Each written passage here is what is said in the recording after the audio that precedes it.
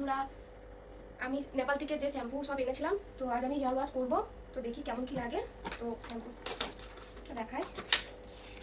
এই যে ক্যাডেলের শ্যাম্পু, আর এটা হচ্ছে কন্ডিশনার।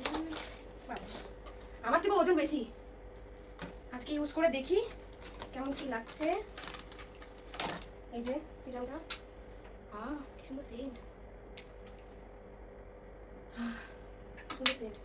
এই যে তখন তো খুলে দেখানো হয়নি, এটা ছিনতে হবে। ওইখানে একটু কম দাম, তার জন্য আমি নিয়েছি একটু কম দাম বলে। মানে ওই নেপালে বেশি দাম, আর ইন্ডিয়ান টাকা হলে একটু কম দাম নিচ্ছিল, তার জন্য। আর যে টাকাটা ওইখানে নিয়েছে ওই তুলনায় এখানে অনেক দাম, তার জন্য আমি একটু কম দামে কিনে নিয়ে এসেছি। তো দেখাচ্ছি হেয়ার ওয়াশ করিয়ে কেমন লাগছে। শ্যাম্পু করা হয়ে গেছে, কন্ডিশনার করা হয়ে গেছে, এখন হেয়ার মাস্কটা লাগাবো। দেখতেই পাচ্ছ আমার কত হেয়ার ফল হচ্ছে। জ্বর ধরে আমার চুলে কিছু করার নেই।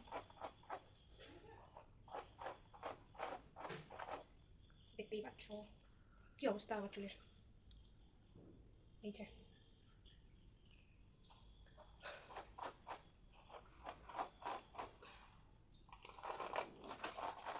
এই যে হেয়ার ওয়াশটা লাগাচ্ছি আমি।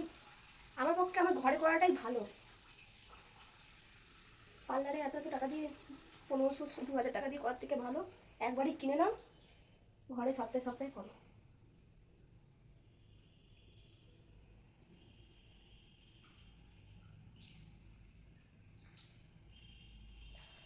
করতে একটু টাইম লাগবে, কিন্তু ঘরে করাটাই বেস্ট আমার পক্ষে। এই যে আমার দুদিকে হেয়ার মাস্ক লাগানো কমপ্লিট। এবার এটা 5 মিনিট রাখবো, 5 মিনিট রেখে ধুয়ে দেবো। আমার শ্যাম্পু করা সব কমপ্লিট। তো এখন সিরামটা নেবো চুলে।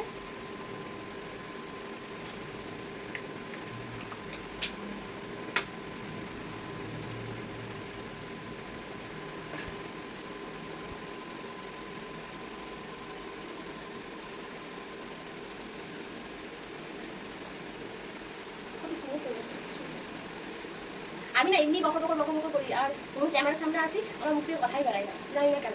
মানে তো বেরিয়ে যায়, মানে বুঝতে পারি না আমি কি বলবো কি না বলবো। শুরু যখন করেছি আস্তে আস্তে শিখে যাবো।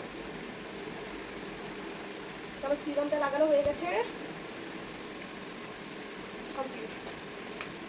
একটু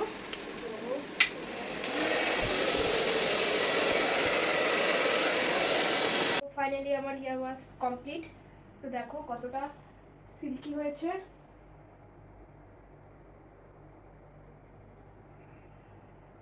আমার চুলটা একটু ভিজা ভিজা আছে, এখনো ভালো করে শুকানো হয়নি, তাতে দেখো কত সিল্কি হয়েছে। অনেকটা টাইম হয়ে গেছে, তো খাবো আমি খাবার। অনেকক্ষণ থেকে ডাকছে যে খাবার খেয়ে নে, খাবার খেয়ে নে, খাবার খেয়ে নে। তো খাবারটা খাই। কী কী খাবার খাচ্ছি তোমাদের দেখাচ্ছি।